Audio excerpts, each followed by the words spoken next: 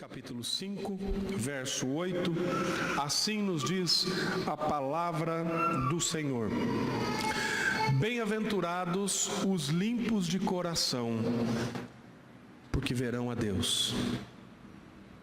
Bem-aventurados os limpos de coração, porque verão a Deus. Vamos repetir comigo? Bem-aventurados os limpos de coração, porque verão a Deus. Acredito que uma das coisas mais fascinantes e extraordinárias da vida cristã é ver a Deus, é ser conduzido para ver a Deus. E essa bem-aventurança fala sobre isso, sobre ver a Deus, ver ao Senhor. E esse, acredito eu, que é um propósito extraordinário e é o grande propósito da nossa vida, ver a Deus. Quando nós lemos no nosso breve catecismo, qual o fim principal do homem? Glorificar a Deus e desfrutar da sua presença para sempre. Ou seja, por que é que você está aqui? Por que é que você trilha essa caminhada cristã? Porque o seu desejo é encontrar o Senhor, é ver a Deus. É ver o Senhor. Não há e não existe nada mais elevado na vida cristã do que este propósito, ver a Deus. Nós queremos glorificar ao Senhor com tudo aquilo que fazemos, mas isso redundará no dia em que encontraremos o nosso Senhor. É interessante quando nós olhamos para os salmos e nós vemos o salmista, muitos deles, dizendo: Senhor, a minha alma tem sede de Ti, eu anelo por Tua presença. Esse é o desejo do salmista, ver ao Senhor, estar com Ele. Entretanto, infelizmente, talvez na nossa perspectiva humana, nós gostaríamos que todas as pessoas que nós conhecemos, pudessem ver a Deus. Mas infelizmente, nem todos verão a Deus. Infelizmente, nem todos verão a Deus. Alguns não vão ver a Deus. E esta é uma verdade da Escritura Sagrada. Quem é que vai ver a Deus? A Escritura diz: os limpos de coração, bem-aventurados, são felizes, afortunados, mais do que felizes, porque estes verão a Deus. Agora, quem é que pode ver a Deus? Só aquele que reconhece o seu estado. Esse é o primeiro passo. Só aquele que reconhece que é pecador pode ser conduzido a ter um coração limpo. E nós vamos ver isso mais à frente. Talvez você possa dizer: isso é impossível, é inatingível. Mas a Bíblia diz que os limpos de coração verão a Deus, vão se encontrar com o Senhor. E eu quero olhar para esse texto da Escritura Sagrada, onde Jesus fala lá no Sermão da Montanha, e trabalhar com os irmãos 3 questões aqui. A primeira é o entendimento da palavra coração. A segunda é o entendimento do que é ser limpo, e a promessa de que veremos a Deus. Pensando nisto, onde é que a pureza deve ser cultivada? No coração, é o que a Escritura diz. Como é que eu faço para não pecar? Guardo no coração as Tuas palavras.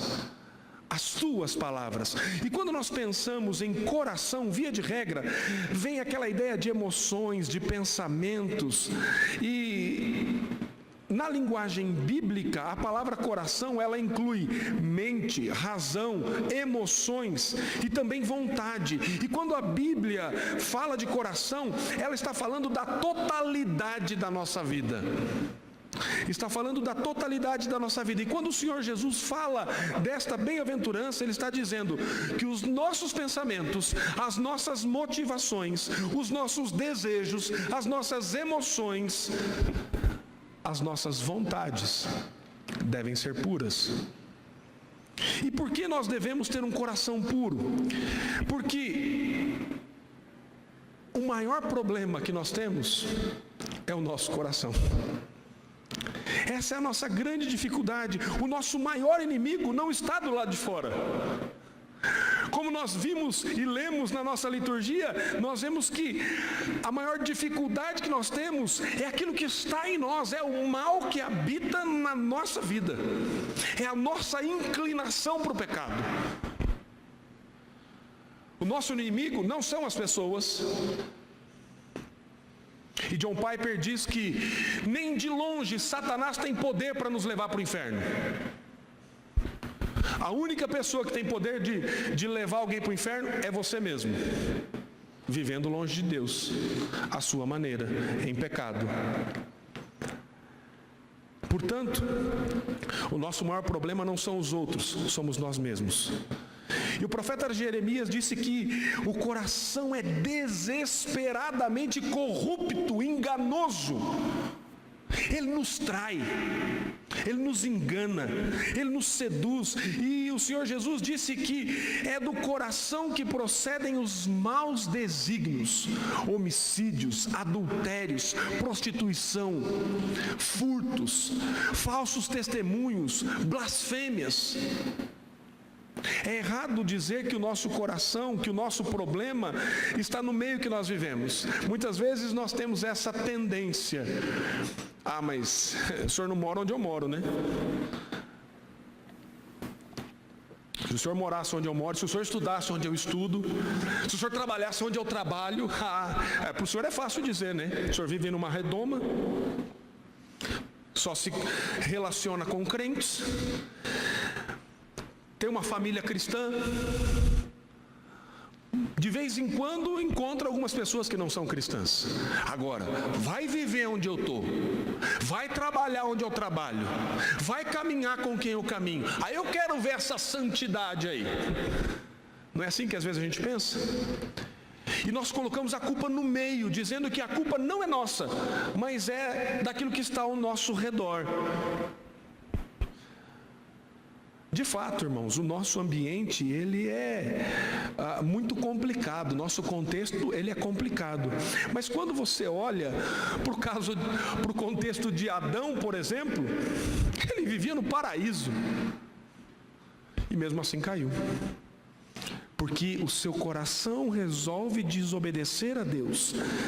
E o problema então não está no ambiente, no meio que nós vivemos, está em nós. O problema somos nós, a nossa tendência, a inclinação pecaminosa, e às vezes nós fazemos o mesmo com o nosso pecado. Nós conduzimos o nosso pecado, nós maquinamos o nosso pecado. Muitas vezes nós tratamos o nosso pecado como Joquebede tratou Moisés. Ela escondeu Moisés num cesto betumado. E às vezes nós fazemos isso, nós escondemos o pecado. Nós guardamos o pecado.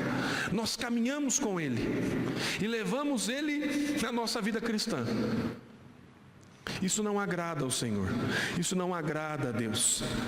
Nós muitas vezes fazemos isso, mas Jesus nos diz que nós devemos buscar santidade e pureza de coração.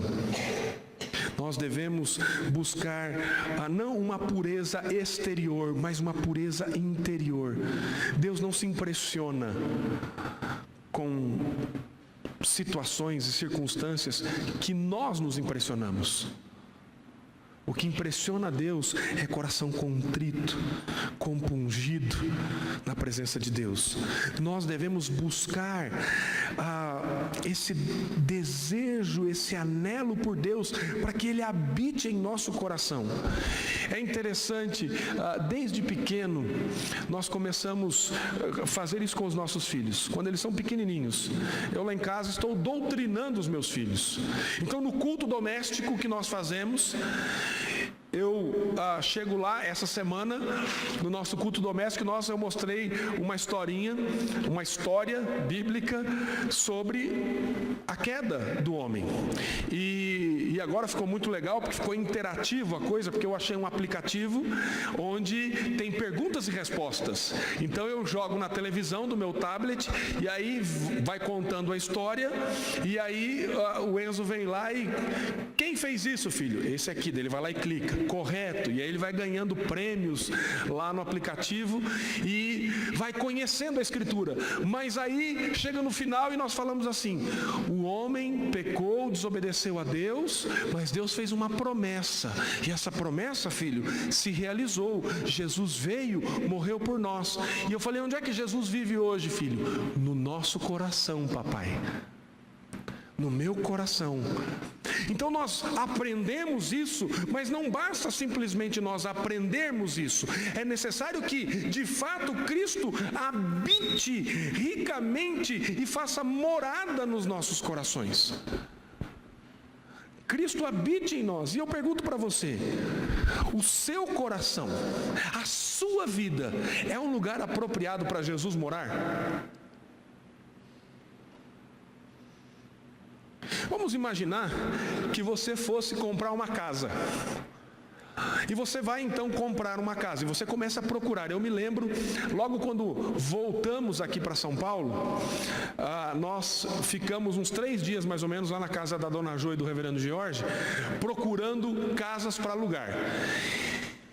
E a gente olhava em site, olhava em jornal e procurava e andava. E naquela época, diferente de agora, nós não estávamos assim numa fase tão crítica na economia e ninguém queria alugar, todo mundo queria vender. E não achava casa para alugar. E aí nós achamos uma casa longe, mas bem longe. E aí a Juliana não gostou da casa. Eu falei assim: amor, não tem outra, tem que ser essa. Eu não vou morar aqui, amor. Esse lugar não é adequado. Olha só, e não sei o que. Começou a falar dos defeitos da casa e tudo mais. Por fim, na minha ansiedade, ela falou: vamos esperar em Deus, e Deus vai providenciar. E Deus providenciou, e deu tudo certo, ficou tranquilo. Mas não moramos naquela casa que vimos, porque aquela casa não era apropriada para nós morarmos. Será que a sua casa é uma casa apropriada para Jesus morar? O seu coração é um lugar habitável?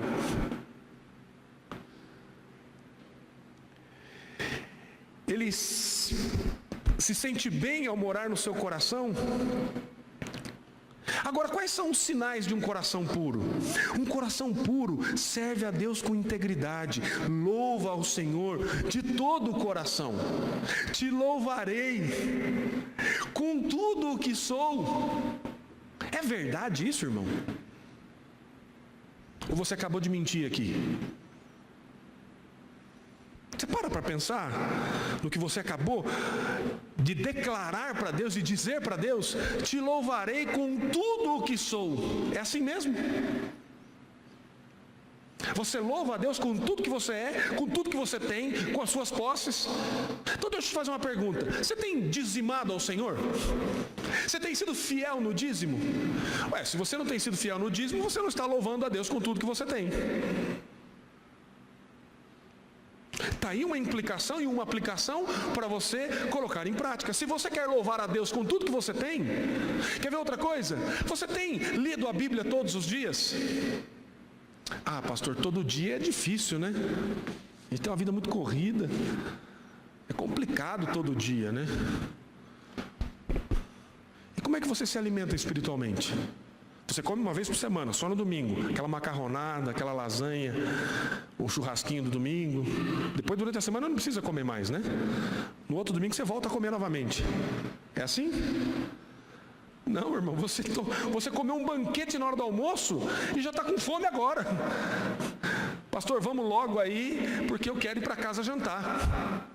E por que com a palavra de Deus, com o seu alimento espiritual, tem que ser diferente? Com a sua vida de oração.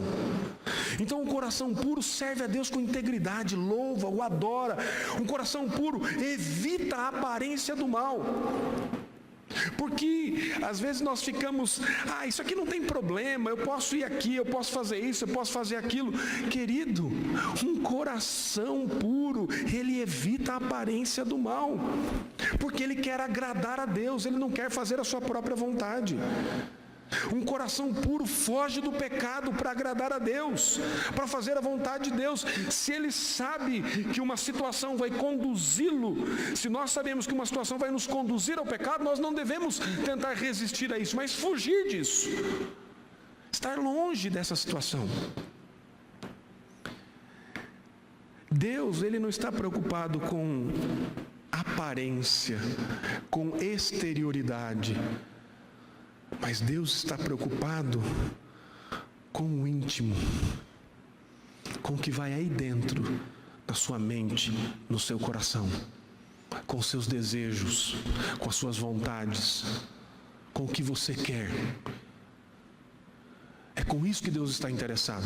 E se você tiver motivações, vontades, emoções, desejos que agradem a Deus, naturalmente você vai matar, mortificar o seu velho homem, a sua inclinação pecaminosa. E essa luta, que ela é constante contra o pecado, e incessante até o dia do retorno de Cristo Jesus, nós continuaremos a lutar contra o pecado. Mas essa luta, ela se tornará muito mais fácil, vamos assim dizer, porque o Espírito Santo, através do seu poder que age em nós, nos capacitará para vencer as lutas do dia a dia. Deus está preocupado com um coração contrito. Isso quer dizer que um coração limpo, ele não peca, ele não erra? Não, queridos. Eu fico maravilhado com a ação de Deus na vida de Davi. Com a ação de Deus na vida de Davi. Porque Davi, ele maquina o pecado, ele trabalha e dá ênfase e foco para que o seu pecado ele se consume, e Deus, na sua infinita graça, o perdoa. Mas antes disso, a contrição, arrependimento, a mudança. E isso é algo extraordinário, você avaliar a sua vida, você, como nós faremos hoje, diz a Escritura que examine-se, pois, o homem a si mesmo, e coma do pão, e beba do cálice. É necessário essa avaliação, para que possamos ver como é que nós estamos caminhando, como nós estamos andando na presença de Deus. Não quer dizer que não pecaremos mais, mas essa prática de sermos sensíveis à ação do Espírito Santo na nossa caminhada faz a diferença. É aí que nós vemos uma pessoa que é limpa de coração, aquele que é sensível à voz de Deus, aquele que é sensível à voz do Espírito Santo. Ou seja, se você caminha com o Senhor, se você é novo, uma nova criatura, passou pelo novo nascimento, você não vai viver na prática do pecado. Você não vai caminhar de maneira que desagrade a Deus, porque você quer ter um coração que agrade ao Senhor. Bem-aventurados os limpos de coração. O que significa ser limpo? Quando a Bíblia fala de pureza, nós vemos aqui alguns tipos de pureza, 5 tipos de pureza. A primeira é a pureza primitiva, só Deus possui. Deus é puro, Deus é santo, eternamente santo. Não há como contemplar o mal. Esta é a primeira pureza. A segunda pureza é a pureza criada. É aquela pureza com que Deus criou os anjos e o homem, e ambos caíram. A terceira pureza é a pureza final. Essa é aquela que nós teremos na glorificação. Quando o Senhor Jesus voltar, nós teremos nós receberemos de maneira plena e completa completa essa glorificação, acabará o pecado, não terá mais luta contra o pecado. A quarta é a pureza posicional, é aquela que nós vivenciamos hoje, por causa da nossa caminhada, por conta das nossas ações? Não, por causa de Cristo, é aquilo que foi imputado a nós. Foi imputado a nós, e se você creu no Senhor Jesus, aos olhos de Deus, você é limpo de coração. Porque quando Deus olha para você, Ele não olha para você como eu olho. Quando Deus olha para mim, Ele não olha para mim como você olha. Ele vê o quê? O sangue de Cristo nos umbrais da minha vida. O sangue de Cristo aspergido na minha vida. E é isso que faz a diferença, meu irmão. É isso que faz a diferença. E então nós temos a quinta e última pureza, que é a pureza prática. É aquela pureza que a Bíblia diz assim: sede santos porque eu sou santo. É aquela pureza que a Bíblia nos diz: santificai-vos, porque sem santificação ninguém verá a Deus. É a pureza que nos diz: bem-aventurados os puros de coração, pois verão a Deus. E é nesse sentido que nós gostaríamos de usar essa palavra. Paulo diz: porque no tocante ao homem interior, tenho prazer na lei de Deus, mas vejo nos meus membros outra lei, que guerreando contra a lei da minha mente, me faz prisioneiro na lei do pecado que está nos meus membros. Coração puro, irmão, é quando você anseia algo e caminha na direção daquilo. Isso é ter um coração puro. Agora, quantas vezes você desejou algo, pensou naquilo, orou por aquilo, mas agiu de maneira diferente? E às vezes você vai lá e se frustra por conta disso. Nós devemos ter o coração puro, porque isso é a ordem de Deus. Porque é o propósito de Deus, é a vontade de Deus para a nossa vida. Nós devemos ser puros, porque este é o propósito da eleição na nossa vida. Assim como nos escolheu nele antes da fundação do mundo, para sermos santos, irrepreensíveis perante ele em amor. Esta é a minha posição, esta é a sua posição, se recebeu Cristo Jesus como eleito do Senhor. Então a pureza é o projeto de Deus na sua redenção. Deus não nos salvou para nós vivermos a nossa vida como nós queremos, continuarmos no pecado, fazendo aquilo que desejamos. Deus nos salvou para nos livrar do poder do pecado. A presença do pecado ainda existe e existirá até a volta de Cristo, mas você em Cristo Jesus tem sim escolha para pecar ou não pecar. Em Cristo você tem liberdade dentro do propósito de Deus. E quando o Senhor diz que nós devemos imitar a Deus, é na santidade. Sede santos porque eu sou santo. Sede vós perfeitos como perfeito é o vosso Pai Celeste. Se nós não formos santos, Deus vai, no último dia, dizer para nós: apartai-vos, pois, de mim, pois eu não vos conheço. Como é que nós podemos guardar puro o nosso coração? A palavra de Deus responde: observando segundo a tua palavra, guardando no coração as palavras para não pecar contra o Senhor. Mas ele também diz que quando nós olhamos para a Escritura, que nós somos lavados, limpos. E a segunda maneira de ter um coração limpo é banhar-se nas lágrimas do arrependimento, é arrepender-se. E é receber a purificação através do Espírito Santo. E a Bíblia, ela usa 3 figuras para o Espírito Santo. Fogo, ele purifica, ele refina, ele depura. Vento, o vento também purifica, ele leva embora todo o ar poluído. A água lava, purifica. E é preciso que sejamos lavados, banhados no Espírito Santo de Deus, para que possamos ter uma vida transformada. E por último, aquele que buscar de todo o seu coração, aquele que desejar ardentemente ser limpo e receber de maneira prática quando nós recebemos a Cristo, nós temos essa habilidade de agora caminhar com Deus e agir de maneira diferente. O resultado disso é: estes verão a Deus. Se nós andarmos reconhecendo quem nós somos, o nosso pecado, que carecemos da graça, da misericórdia de Deus, da ação do Espírito Santo na nossa vida, diz a Escritura que nós veremos a Deus. Que nós veremos a Deus. Se você for puro de coração, você pode ver Deus agora pela fé. E tudo muda. Quando você recebe a Jesus, a sua perspectiva muda. Você já reparou que muitas pessoas olham para as mesmas coisas que você olha e elas não veem a Deus?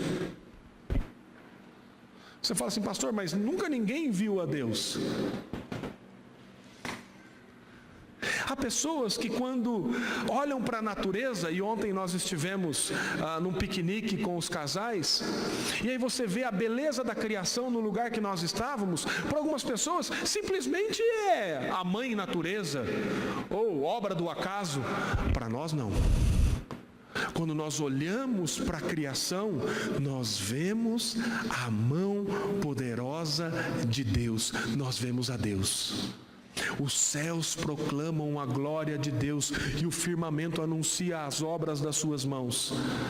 Se você olha para a natureza na perspectiva correta, na perspectiva divina, você verá a mão de Deus. Quando você olha para o corpo humano, irmãos, não há como dizer que somos fruto do acaso. Não é lógico. Não é racional dizer que somos fruto do acaso. Porque quando você vai e se depara principalmente com uma situação adversa, por exemplo, vai fazer uma cirurgia, e aí você vê a complexidade do que está acontecendo no seu corpo humano, como isso pode ter surgido do acaso? Aí você vê Deus, a mão do Criador, a mão do Todo-Poderoso. É dessa maneira que nós enxergamos a Deus. Quando eu olho para as circunstâncias da minha vida, diariamente, quando eu olho para o meu trabalho, quando eu olho para as circunstâncias que acontecem. Essa semana, por exemplo, eu chego em casa, tenho vigia. Mudou, viu, dona Jo? Não é mais aquele rapaz, é um outro agora. Aí ele, quando o pastor morava lá. Aí ele chega lá: ô pastor, tudo bem? Aí eu já começo a falar baixinho, que eu não quero que a Juliana escute, né? Porque via de regra ele vai me contar a desgraça.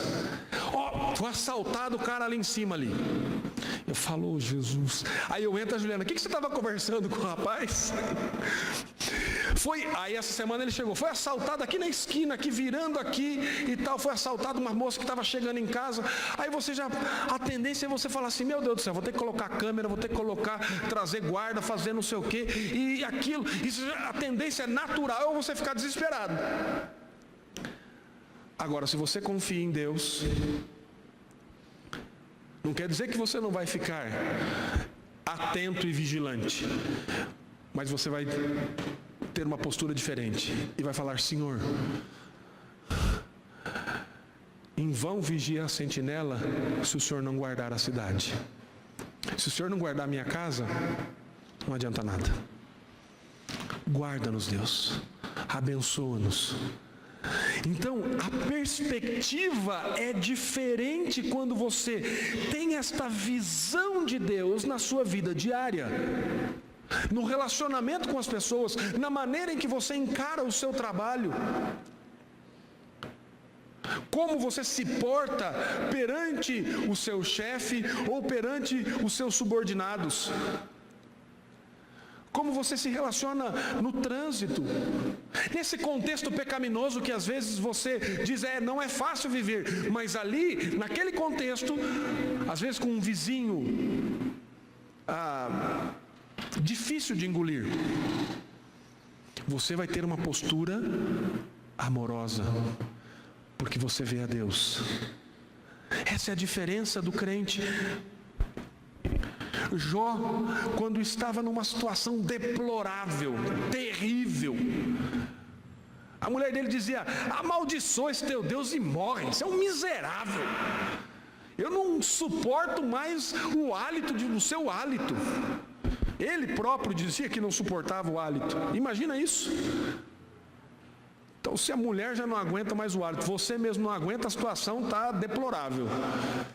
Você imagina isso? E aí ele diz assim, quando está lá abatido, ele diz: porque eu sei que o meu Redentor vive, e por fim ele se levantará sobre a terra, depois revestido este meu corpo, que agora está praticamente podre, este meu corpo da minha pele, em minha carne, verei a Deus, vê-lo-ei por mim mesmo, os meus olhos o verão e não outros, de saudade desfalece o meu coração dentro de mim. A perspectiva de Deus na nossa vida, a visão de Deus na nossa vida, nos faz encarar todas as circunstâncias de maneira diferente. Esses dias nós passamos por um susto, vamos assim dizer. Temos conversado, temos orado e chegamos à conclusão que 2 filhos está muito bom. E pronto.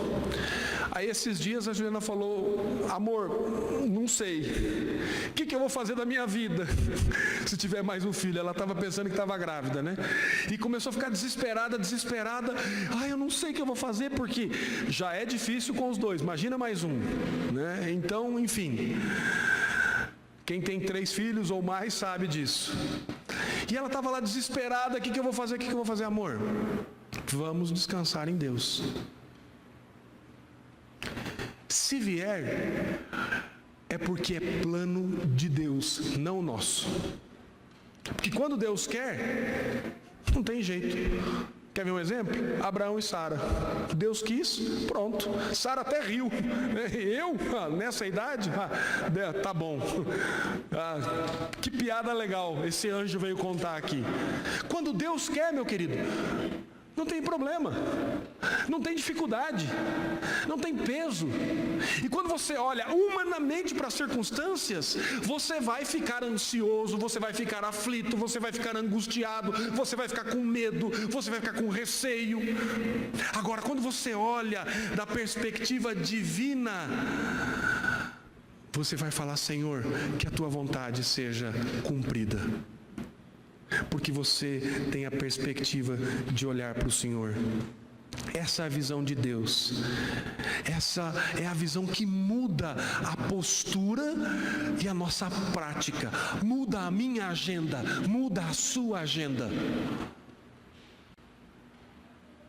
Quando você olha assim, e se você for olhar, pegar a minha realidade, né? Filhos pequenos.